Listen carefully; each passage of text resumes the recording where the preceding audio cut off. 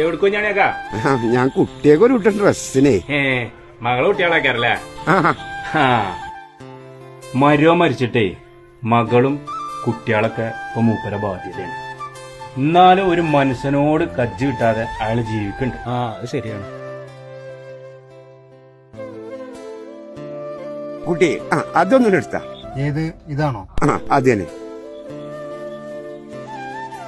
ഇപ്പൊ മതി. ഇതോ? ഇതിനെത്ര കിട്ടിയ വില?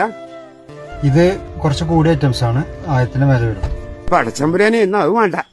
കുറച്ചും കൂടി വില കുറഞ്ഞുണ്ടെങ്കിലേ അതാ മാണ്ടിയത്. അങ്ങനത്തെ ഇല്ലേ? കുറഞ്ഞതോ? നോക്കട്ടെ കേട്ടോ. ഇപ്പൊ എനിക്ക് മൈലാഞ്ചി വാങ്ങി തരുമോ? മൈലാഞ്ചിയും വാളിയൊക്കെ വാങ്ങിത്തരാ.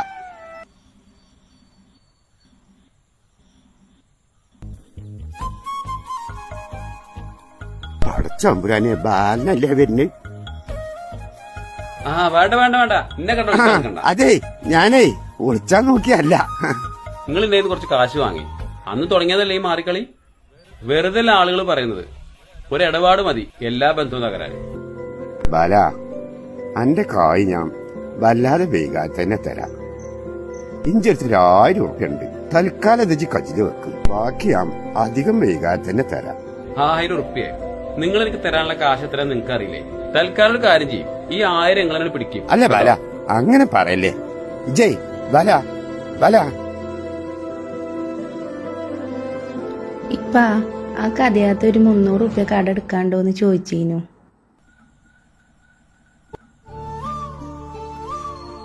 അല്ലാ പെരുന്നാള് കഴിച്ചാപ്പഞ്ഞ 1000 ഉറുപ്പ്യാണ് ഉള്ളത്.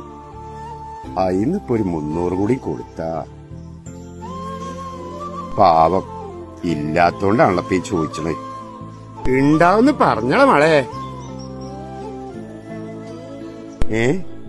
പഴച്ചമ്പുരാനെ എവിടുന്നാ ഈ കായ്? ഇത് കുറച്ച് തോലുണ്ടല്ലോ തമ്പുരാനെ. എവിടുന്നാ റബ്ബേ?